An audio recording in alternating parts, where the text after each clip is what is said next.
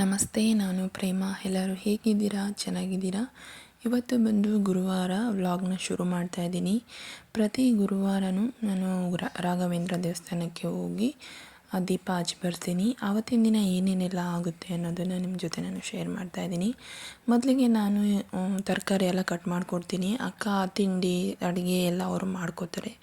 ಆಮೇಲೆ ನಾನು ಒಂದು ಕಡೆಯಿಂದ ಮನೆಯೆಲ್ಲ ಕ್ಲೀನ್ ಮಾಡಿಕೊಂಡು ಬರ್ತೀನಿ. ಯಾಕಂದರೆ ಇಬ್ಬರು ಮಾಡ್ಕೊಳ್ಳೋದ್ರಿಂದ ಬೇಗ ಕೆಲಸಗಳು ಆಗುತ್ತೆ. ಇಬ್ಬರು ಮಕ್ಕಳಿರೋದ್ರಿಂದ ನಮ್ಮ ಅತ್ತೆ ಎಲ್ಲ ಇದ್ದಾರೆ, ಅವ್ರನ್ನ ನೋಡ್ಕೋಬೇಕು. ಅದಕ್ಕೋಸ್ಕರ ಇಬ್ಬರು ಒಂದೊಂದು ಕೆಲಸ ಅಂತ ಹೇಳಿ ನಾನು ಹೊರಗಡೆ ಮಾಡ್ಕೋತೀನಿ. ಅವರು ಅಡುಗೆ ಕೆಲಸ, ತಿಂಡಿ ಕೆಲಸ ಪ್ರತಿಯೊಂದು ಅವ್ರು ನೋಡ್ಕೋತಾರೆ.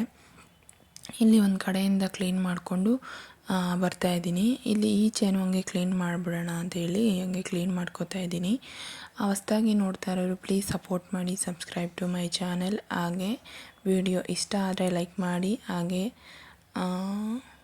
ನಿಮ್ಮ ಫ್ರೆಂಡ್ಸ್ ಆ್ಯಂಡ್ ಫ್ಯಾಮಿಲಿಗೂ ಶೇರ್ ಮಾಡಿ. ಈಗ ಸ್ನಾನ ಮುಗಿಸ್ಕೊಂಡು ಬಂದೆ, ಎಲ್ಲ ಕ್ಲೀನ್ ಮಾಡಿ ಈಗ ಪೂಜೆಗೆಲ್ಲ ರೆಡಿ ಮಾಡ್ಕೋಬೇಕು. ಯಾಕೆ ನಾನು ವಾಯ್ಸ್ ಓವರ್ ಕೊಡ್ತೀನಿ ಅಂತಂದರೆ ನನ್ನ ಫೋನಲ್ಲಿ ಈಗ ಮಾತಾಡಿದ್ರೆ ಚೆನ್ನಾಗಿ ವಾಯ್ಸ್ ಕೇಳ್ತಲ್ಲ. ಅದಕ್ಕೋಸ್ಕರನೇ ಈಗ ಅದು ನಾನು ಮಾತಾಡಿದ್ದು ಅದು ಗೊತ್ತಾಗಲಿ ಅಂತ ಅದಕ್ಕೋಸ್ಕರ ಈ ರೀತಿ ವಿಡಿಯೋ ಶೂಟ್ ಮಾಡ್ಕೋತೀನಿ. ಆಮೇಲೆ ವಾಯ್ಸ್ ಓವರ್ ಕೊಡ್ತೀನಿ. ನನ್ನ ಜೊತೆ ನನ್ನ ಮಗನೂ ನಿಂತ್ಕೋತಾನೆ. ನಾನು ಏನು ಮಾಡ್ತೀನಿ, ಪ್ರತಿ ಗುರುವಾರನೂ ಕಳಶದ ಸಾಮಾನನ್ನು ಆವತ್ತೇ ತೆಗೆದುಬಿಡ್ತೀನಿ. ತೆಗೆದು ನೀಟಾಗಿ ಫೋಟೋಗಳಲ್ಲಿರೋ ಹೂವು ತೆಗೆದು ಕಳಶದಲ್ಲಿರೋ ನೀರೆಲ್ಲ ತೆಗೆದು ಒಂದು ಹಸಿರು ಗಿಡದ ಮೇಲೆ ಇಲ್ಲಿ ಮನೆ ಮುಂದೆಯೇ ಒಂದು 4-5 ಗಿಡ ಇಟ್ಕೊಂಡಿದ್ದೀವಿ. ತುಳಸಿ ಮತ್ತು ಮನಿ ಪ್ಲ್ಯಾಂಟು ಈ ರೀತಿ ಗಿಡಕ್ಕೆ ಹಾಕ್ಬಿಡ್ತೀನಿ. ಆಮೇಲೆ ಒಂದು ಕಡೆಯಿಂದ ಎಲ್ಲ ತೆಗೆದ್ಬಿಟ್ಟು ಎಲ್ಲ ಕ್ಲೀನ್ ಮಾಡ್ಕೋತೀನಿ. ಫೋಟೋಗಳೆಲ್ಲ ಒರೆಸೋದಕ್ಕೆ ಹೋಗೋದಿಲ್ಲ, ಯಾಕಂದರೆ ನಮ್ಮ ಮನೇಲಿ ತುಂಬ ಫೋಟೋಸ್ ಇದೆ. ಒಂದು ತಿಂಗಳಿಗೆ 2 ತಿಂಗಳಿಗೆ ಒಂದು ಸರಿ ನಾವು ಒರೆಸ್ಕೊಂಡು ಕ್ಲೀನ್ ಮಾಡ್ಕೋತೀನಿ. ಏನೇ ಇದ್ದರೂ ಮೇಲೆ ಕೆಳಗೆ ಫುಲ್ಲು ನೀಟಾಗಿ ಸೊಂದು ಇಲ್ಲದೆ ರೀತಿಯಾಗಿ ಸ್ವಲ್ಪನೂ ಗ್ಯಾಪ್ ಇಲ್ಲದೆ ರೀತಿಯಲ್ಲಿ ನಾನು ಕ್ಲೀನ್ ಮಾಡ್ಕೋತೀನಿ. ಇಲ್ಲೆಲ್ಲ ಫಸ್ಟೆಲ್ಲ ಕ್ಲೀನ್ ಮಾಡಿಬಿಟ್ಟು ಹೋಗ್ಬಿಡ್ತೀನಿ. ಆಮೇಲೆ ನೀಟಾಗಿ ಇಲ್ಲಿ ಬೋರ್ ನೀರು ಅಂತ ಬರುತ್ತೆ, ಆ ನೀರಲ್ಲೇ ದೇವ್ರ ಸಾಮಾನೆಲ್ಲ ತೊಳ್ಕೊತೀವಿ. ಶಿಂಕಲ್ಲಿ ಅಪರೂಪ ತೊಳೆಯೋದು, ಯಾವತ್ತೋ ಒಂದು ಸರಿ ಅಲ್ಲೇನಾದರೂ ನೀರು ಬಂದಿಲ್ಲ ಅಂತಂದರೆ ಮಾತ್ರ ಶಿಂಕಲ್ಲಿ ತೊಳ್ಕೊತೀನಿ. ಈಗ ಪ್ರತಿಯೊಂದೂ ಕಳಸ ಸಾಮಾನೆಲ್ಲ ಈಗ ಒರೆಸ್ಬಿಡ್ತೀನಿ. ಯಾವಾಗ ನಾವು ಎಷ್ಟೇ 15 ದಿನ ಇಟ್ಟರು 20 ದಿನ ಇಟ್ಟರು ಏನೂ ಆಗೋದಿಲ್ಲ, ಬೆಳ್ಳಗೆ ಹಂಗೆ ಇರುತ್ತೆ. ನಾನು ಏನು ಹಾಕ್ತೀನಿ ಅಂದರೆ ಹುಣಸೆಹಣ್ಣು ಮತ್ತು ಸಬೀನ ಪೌಡ್ರ್ ಬರುತ್ತಲ್ಲ, ಅದನ್ನ ಯೂಸ್ ಮಾಡಿನೇ ತೊಳೆಯೋದು. ಬೇರೆ ಏನು ಹಾಕೋಕ್ಕೆ ನಾನು ಹೋಗೋದಿಲ್ಲ. ಅದನ್ನು ಹಾಕಿದ್ರೇ ಸಾಕು, ಈ ರೀತಿಯಾಗಿ ಬೆಳ್ಳಗೆ ಚೆನ್ನಾಗಿ ಕಾಣಿಸುತ್ತೆ. ಈ ರೀತಿ ಒರೆಸಿಟ್ಬಿಟ್ರೆ ನಮಗೆ ಅಂದರೆ ನೀರು ಬಿದ್ದಿರೋ ಮಚ್ಚೆಗಳೆಲ್ಲ ಏನೂ ಇರೋದಿಲ್ಲ. ಅದಕ್ಕೋಸ್ಕರ ಈ ರೀತಿಯಾಗಿ ನಾನು ಒರೆಸ್ಕೋತೀನಿ.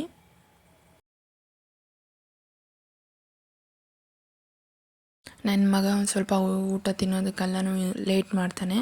ಆಮೇಲೆ ಬಂದು ಪೂಜೆ ಮಾಡ್ಕೊಳ್ಳೋಣ ಅಂತ ಹೇಳ್ಬಿಟ್ಟು ನಾನು ಫಸ್ಟು ಎಲ್ಲ ಅವ್ನಿಗೆ ತಿನ್ನಿಸ್ಬಿಡ್ತೀನಿ. ತಿಂಡಿಗೆ ಬಂದು ಪಲಾವು ಮತ್ತು ತರಕಾರಿ ಬೇಳೆ ಸಾರು ಮಾಡಿದರು. ಮುದ್ದೆ ಮಾಡೋದಕ್ಕೆ ಇಟ್ಟಿದ್ದರು. ತೋಟಕ್ಕೆ ಒಂದಿಬ್ಬರು ಕೆಲಸದವ್ರು ಬರ್ತಾರೆ, ಅವ್ರಿಗೆ ಮುದ್ದೆ ಬೇಕೇ ಬೇಕು. ಸರಿ ಅಂತೇಳಿ ಇವನಿಗೆ ಬಾಕ್ಸ್ಗೆ ಮತ್ತು ಕಿತ್ತಳೆ ಹಣ್ಣು ಇಷ್ಟನ್ನು ಹಾಕ್ತೀನಿ. ಅವನು ಸ್ವಲ್ಪ ಮಾತ್ರನೇ ತಿಂತಾನೆ. 3ರಲ್ಲಿ ಯಾವ್ದು ತಿಂದರೂ ಓಕೆ ಅಂತ ಹೇಳ್ಬಿಟ್ಟು ಈ ರೀತಿಯಾಗಿ ಹಾಕ್ಕೊಡ್ತೀನಿ. ಈ ರೀತಿ ಹಾಕೋದ್ರಿಂದ ನಮಗೂ ಒಳ್ಳೆಯದು, ಅವರು ತಿನ್ನೋದನ್ನು ಕಲಿತಾರೆ. ಅವನಿಗಿನ್ನೂ ಈಗ ಒಂದು 4 ವರ್ಷ ಈಗ ನಡೀತಾ ಇದೆ. ಅದಕ್ಕೋಸ್ಕರ ನಾನು ಈ ರೀತಿ ಒಂದು ಬಾಕ್ಸ್ ತೊಗೊಬಂದು ಅವನಿಗೆ ಕೊಟ್ಟಿದ್ದೀನಿ. ಯಾಕಂದರೆ ಈಗ ನಾವು ಒಂದು 3 ಥರ ಇದ್ದರೆ ಅದರಲ್ಲಿ ಯಾವುದನ್ನ ಒಂದು ತಿಂತಾರಲ್ವ. ಈಗ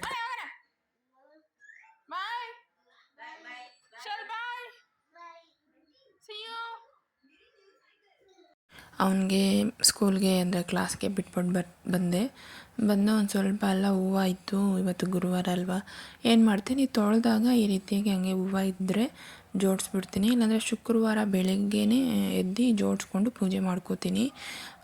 ಎಲ್ಲ ಒಂದು ಸ್ವಲ್ಪನೇ ಹೂವು ಇಟ್ಟು ರೆಡಿ ಮಾಡ್ಕೋತಾ ಇದ್ದೀನಿ.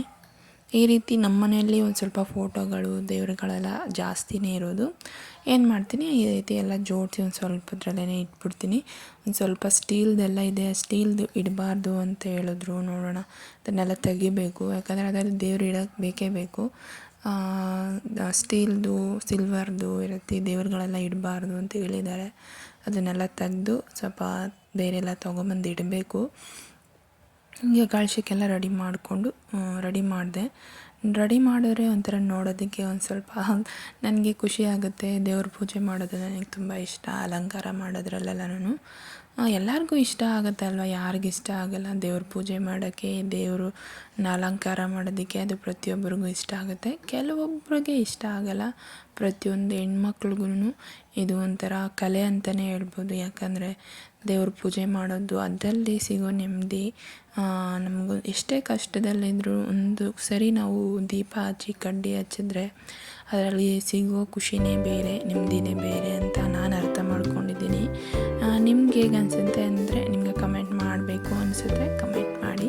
ನನ್ನ ಜೊತೆ ನೀವು ಶೇರ್ ಮಾಡಬೇಕು ಅಂತಿದ್ರೆ ಈಗೇನು ಮಾಡ್ತೀನಿ, ಫುಲ್ಲ ರೆಡಿ ಮಾಡಿ ದೀಪಕ್ಕೆ ಎಣ್ಣೆಲ್ಲ ಹಾಕಿ ಈಗ ಪೂಜೆ ಮಾಡ್ಕೋತಾ ಇದ್ದೀನಿ.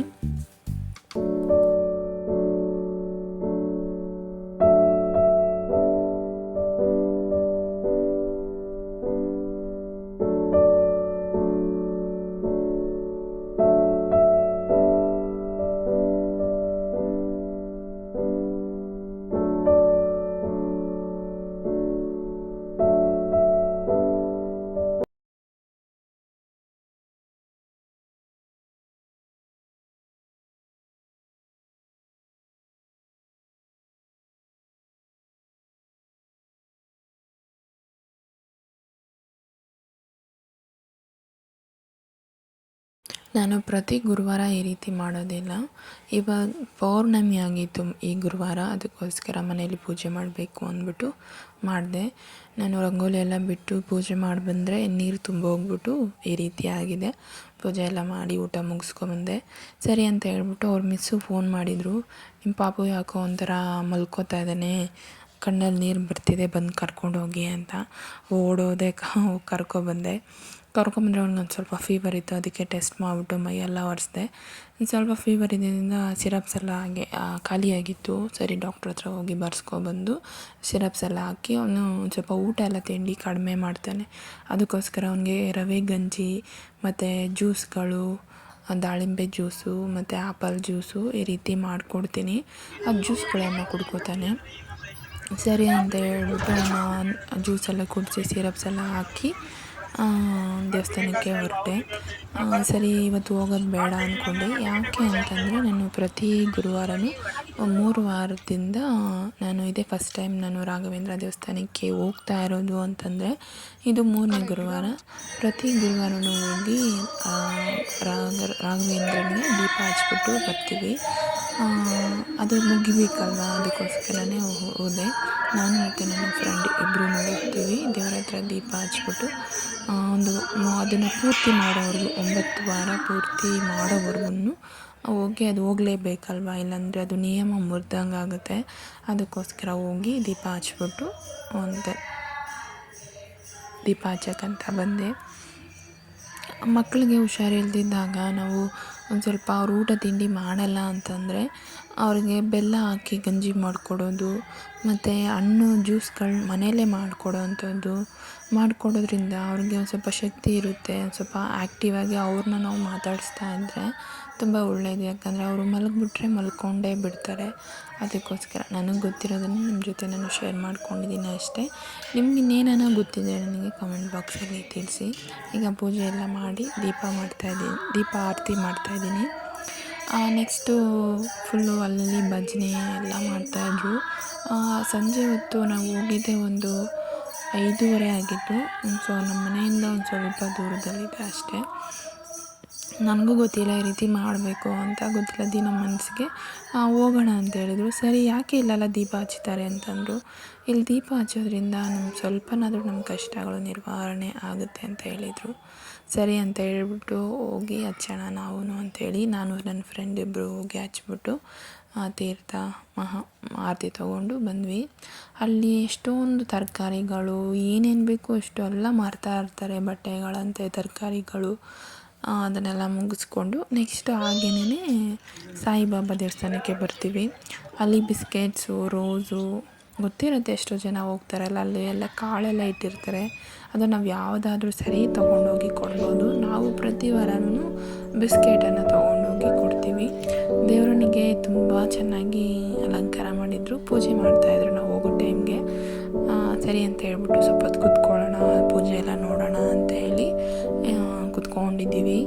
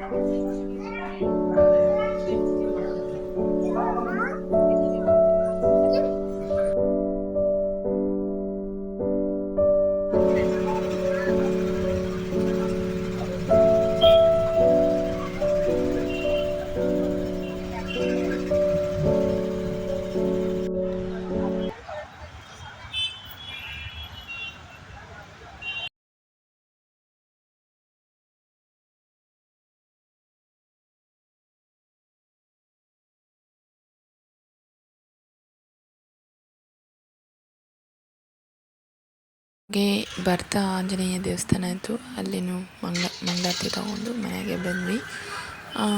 ಆಮೇಲೆ ಅವನಿಗೆ ಫೀವರು ಅವತ್ತೆಲ್ಲ ಕಡಿಮೆ ಆಗಿತ್ತು ನೈಟು, ಮತ್ತು ನೈಟ್ 3 ಗಂಟೆಯಲ್ಲಿ ಫೀವರ್ ಜಾಸ್ತಿ ಆಯಿತು. ಅದಕ್ಕೆ ನಾನೇನು ಮಾಡಿದೆ, ಒಂದು ಕಾಟನ್ ಬಟ್ಟೆ ತೊಗೊಂಡು ಮತ್ತೆ ಎಲ್ಲ ಒರೆಸಿ ಮತ್ತು ಶಿರಪ್ಸ್ ಎಲ್ಲ ಹಾಕಿ ಗಂಜಿ ಕುಡಿಸಿ ನೀರು ಕುಡಿಸ್ದೆ.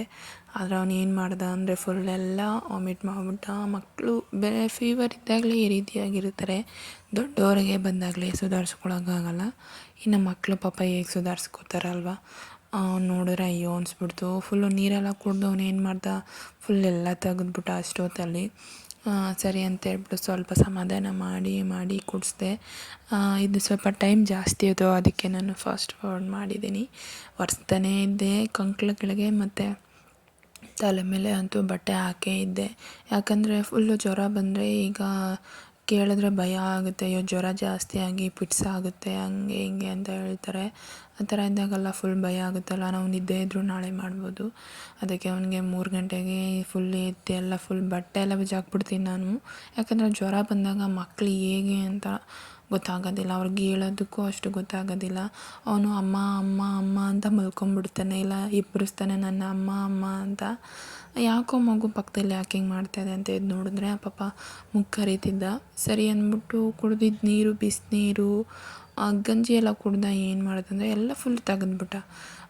ಹಂಗೂ ಎಷ್ಟು ಎತ್ತರ ಇಟ್ಟಿದ್ದೀನಿ, ಅವ್ನು ಕುತ್ಕೊಂಡು ಕುಡಿಯೋ ಥರನೇ. ಅವನು ಕುತ್ಕೋ ಅಂದರೆ ಕುತ್ಕೋತಾನೇ ಇಲ್ಲ. ಅದಕ್ಕೆ ಏನು ಮಾಡ್ದೆ ಅಂತ ಹೇಳ್ಬಿಟ್ಟು ದಂಬೆಲ್ಲ ಒಂದು ಮೇಲೆ ಒಂದು ಹಾಕ್ಬಿಟ್ಟು ಇಟ್ಟೆ. ಫುಲ್ಲು ಪಾಪ ವಾಮಿಟ್ ಮಾಡ್ತಾನೆ, ಕಣ್ಣೆಲ್ಲ ಒಂಥರ ಮಾಡ್ಕೋತಾ ಇದ್ದ. ಸರಿ ಅಂತ ಹೇಳ್ಬಿಟ್ಟು ಅವನಿಗೆ ಒಂಥರ ವಾಮಿಟ್ ಮಾಡಿದ್ರೆ ಅವನಿಗೆ ಭಯ ಆಗಿಬಿಡುತ್ತೆ, ಏನಾಯಿತು ನನಗೆ ಅಂತ. ಸರಿ ಅಂದ್ಬಿಟ್ಟು ಸ್ವಲ್ಪ ಒಂದು 6 ಗಂಟೆಗೆಲ್ಲನೂ ಟೆಂಪ್ರೇಚರ್ ತೊಗೊಂಬಂದು ಇಟ್ಕೊಂಡಿದ್ದೀನಿ. ಯಾಕಂದರೆ ಮಕ್ಕಳಿರೋ ಟೈಮಲ್ಲಿ ಅವ್ರು ಬಿಸಿ ಇದ್ದಾಗ ನಾವು ಚೆಕ್ ಮಾಡಿಕೊಂಡ್ರೆ ಒಳ್ಳೆಯದು. ಅದನ್ನು ಚೆಕ್ ಮಾಡಿಕೊಂಡು ನಾನು ಅದು ನಾವು ಶಿರಪ್ ಹಾಕೋದಕ್ಕೆ ನಮಗೆ ಸರೋಗುತ್ತೆ ಅಂತ ಹೇಳ್ಬಿಟ್ಟು ಮತ್ತೆ ಇನ್ನೊಂದು ಸರಿ ಏನು ಮಾಡಿದೆ ಅಂದರೆ ಹಣ್ಣು ಜ್ಯೂಸ್ ಮಾಡ್ಕೊಂಬಂದು ಕೊಟ್ಟೆ. ಆಪಲ್ ಆಪಲು ಮತ್ತು ದಾಳಿಂಬೆ 2 ಮಿಕ್ಸ್ ಮಾಡಿ ಕೊಟ್ಟೆ. ಆವಾಗ ಅದನ್ನು ಸ್ವಲ್ಪ ಕುಡಿದು ಮತ್ತು ಶಿರಪ್ಸ್ ಎಲ್ಲ ಹಾಕಿ ಶಿರಪ್ಸ್ ಕೂಡ ತೆಗೆದ್ಬಿಟ್ಟ. ಈಗ ಮತ್ತೆ ಇನ್ನೊಂದು ಸರಿ ಎಲ್ಲ ಹಾಕಿ ಕುಡ್ದ. ಆಮೇಲೆ ಒಂದು 6 ಗಂಟೆ ಮೇಲೆ ಜ್ವರ ಕಮ್ಮಿ ಆಯಿತು. ಸರಿ ಅಂತ ಹೇಳ್ಬಿಟ್ಟು ಆಮೇಲೆ ಸ್ವಲ್ಪ ಹಾಲು ಗೀಲು ಎಲ್ಲ ಕೊಟ್ಟೆ. ಕುಡ್ಕೊಂಡು ಆರಾಮಾಗಿ ಈಗ ಆಡ್ಕೊಂಡಿದ್ದಾನೆ. ಯಾಕಂದರೆ ಮಕ್ಳಿಗೆ ಏನೇನೋ ಆಯಿತು ಅಂದರೆ ನಿಜವಾಗ್ಲೂ ತುಂಬಾ ಭಯ ಆಗುತ್ತೆ. ನನಗೆ ಆಗಿರೋದೇ ಇಷ್ಟು ವರ್ಷಕ್ಕೆ ಆಗಿದ್ದಾನೆ. ಅದಕ್ಕೆ ನನಗೆ ಏನೊಂದು ಅದಂಗೆ ಆದರೆ ತುಂಬಾ ಟೆನ್ಷನ್ ಆಗಿಬಿಡ್ತೀನಿ. ಆಮೇಲೆ ತುಂಬಾ ನನಗೆ ಏನೋ ಒಂಥರ ಕಳ್ಕೊಂಡಂಗೆ ಆಗ್ಬಿಡುತ್ತೆ.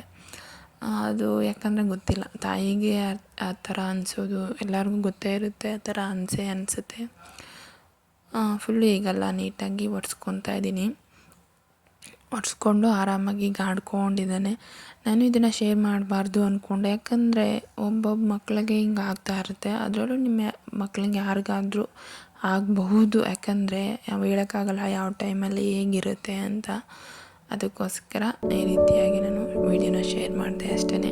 ನಿಮ್ಮ ಅನಿಸಿಕೆ ಅಭಿಪ್ರಾಯನ ನೀವು ಕಮೆಂಟ್ ಮೂಲಕ ತಿಳಿಸ್ಬೋದು.